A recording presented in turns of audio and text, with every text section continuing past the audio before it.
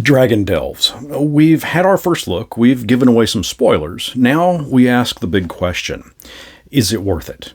GameMasters here, and the book itself, the physical book, retails for about $50 US. Yeah, you can save a little by just getting the digital version for 30 or both for 60, but the big question is it worth it? And I'm going to tell you up front, I can't explain my stance on this without providing a little bit of spoilers, but I'm not going to keep everyone in suspense. I'll tell you right now that no, I don't think it's worth it. But stick around, and I'm going to explain my view because, hey, this is, after all, just like my opinion, man. And, of course, yours may vary. I really wanted to like this book. It had promise. It was, after all, 50% of the game's namesake. It was supposed to be about the dragons in Dungeons and Dragons. Yes, we get dragons in it, but this leads me to my first reason as to why it's not worth it. Back when Vecna, Eve of Ruin came out, they advertised that book as being a very Vecna-heavy book, that he was the big bad guy that could show up at any moment, yet he only appeared in the very final page of that entire adventure. Dragon Delve suffers in part from a similar issue.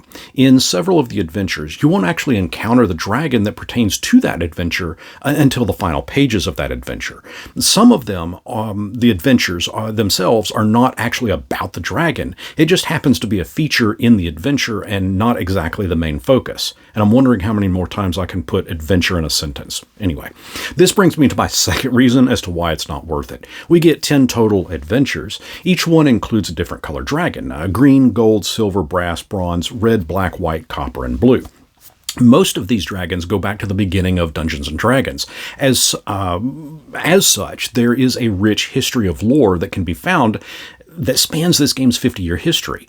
There is one adventure in here, Death at Sunset, that explains that there is a dragon egg that's been incubating, without a parent dragon at all, for close to 100 years. But according to the lore, that egg has an incubation period of about a year and a half. Another adventure, The Forbidden Veil, cites that a young red dragon is taking up the mantle of burning everything around it, all in the name of an ancient red dragon. Thing is, it tells us that this new dragon was born of the ashes of that ancient red dragon. Now, two things here. Red dragons aren't born from ashes, and if it was born from the ashes of the ancient red dragon, that means that the ancient red dragon died before this new one was born. So how would it know that the ancient red dragon was burning everything around it to keep people out of the veil? Doesn't make sense. It's little details like that that bother me, which brings me to my third reason as to why it's not worth it. The book's final adventure, Dragons of the Sandstone City. First off, this is the name. That's the issue I have. Specifically, the first word of the adventure's name, dragons. This denotes to me that we're going to see more than one dragon, except we don't. It talks about how an ancient blue dragon killed a brass dragon, but that specific event takes place well before the events of the adventure. There is a brass dragon egg in it, but that egg just hatches into a pulse of light, with evidently no baby dragon inside. Now hold that pulse of light inside the egg concept for a second. We're going to return to that and the ancient blue dragon in just a moment. The point of the adventure is that the ancient blue dragon is looking to perform a ritual. Sound familiar? Yeah, just like Vecna was trying to do in Eve of Ruin. That you are to take the egg to the ancient blue dragon's lair, again, Rod of Ruin, like in Vecna's adventure here. We are specifically told that upon getting close to the ancient blue dragon's lair, that we see it take off and fly in the opposite direction that we are. That it's too far away to even see us. So onwards we go, right? Okay, we can explore the sand-filled city, encounter some stuff to fight, find some treasure to loot, but once we get to the lair, the brass dragon egg begins to crack open, and then there is a thunderous boom as that ancient blue dragon lands. We have only seconds to find shelter before that ancient blue dragon begins to attack. Now, you're going to note that each time I mention this ancient blue dragon, that I'm going out of my way to call it an ancient blue dragon, because that's exactly what it is. Except the brass egg then cracks open fully, sheds light around the ancient blue dragon, and transforms it into an adult blue dragon. So even our thrill of facing off with an ancient badass is taken away, which leads me to my fourth reason as to why it's not worth it. Some folks have said that I may be a little harsh with my view, that all I got to do is change a few things in the adventure here, tweak some other things and parts there. If I don't like that the ancient blue dragon turns into an adult, to simply instead change it so that it doesn't. Listen, if I have to alter each adventure in such a way so as to really make it work for me in my table, I'd rather save myself $50 and write my own adventure that involves a dragon. At least that way, I can stay consistent with any given dragon's lore and bring history, which brings me to the fifth reason as to why it's not worth it. At the end of each adventure, we get a section called History of, and the corresponding dragon color. For example, at the end of Baker's Doesn't, the adventure that has the gold dragon, we get the history of the gold dragon, and an ever so brief wording, a whopping 2 sentences. Whew.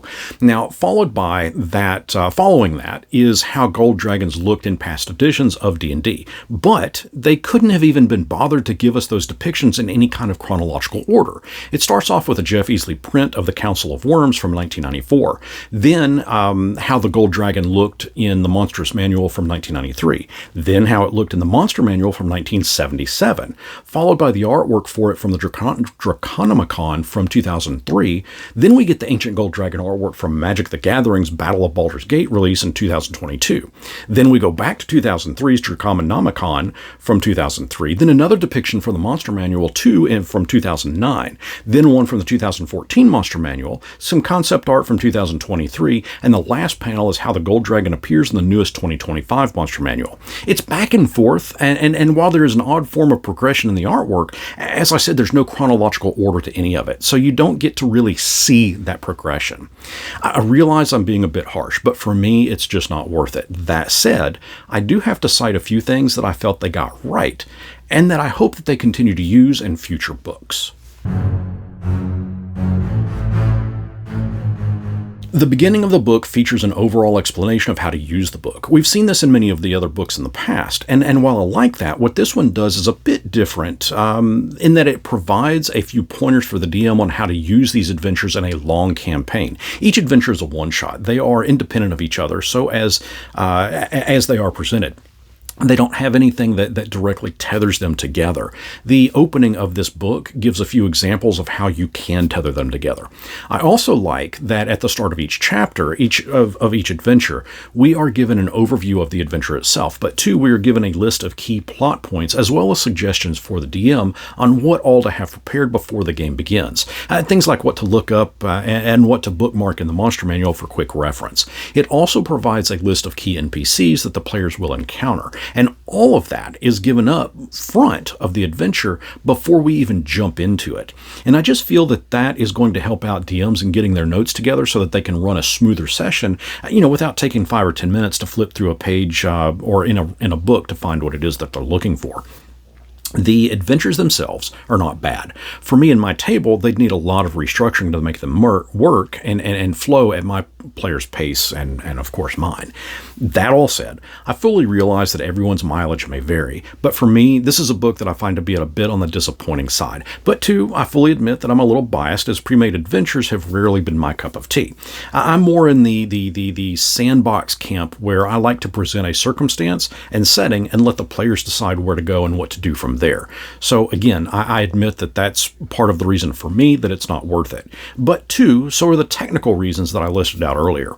So to tally it up, I've got 5 major reasons to not like it and 2 points in the for liking it column. I don't know. I wish I could tell you to run out and get it, but I can't. Now, if you'd like to see the adventures themselves a bit more in depth so that you can see if it's worth it for you and your table, I did a video previously that gives a complete rundown on all of those adventures and what each one contains. Caution though, because it is very heavy on spoilers, but I'll link to that at the very end of this video. Overall, I really hope that I didn't pee in anyone's Cheerios with my sour outlook on Dragon Delves. Perhaps I was just more disappointed than anything, only because the concept of the book sounded so damn wicked cool. But from what all you've seen, talk to me. Let's keep the conversation going.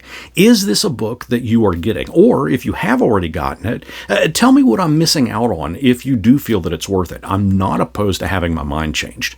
Again, talk with me down in the comments, and until next our paths cross, may you have fun with the next dragon you encounter. Oh, and this is the video that spoils all the adventures that I was telling you about just a moment ago. Go watch it next.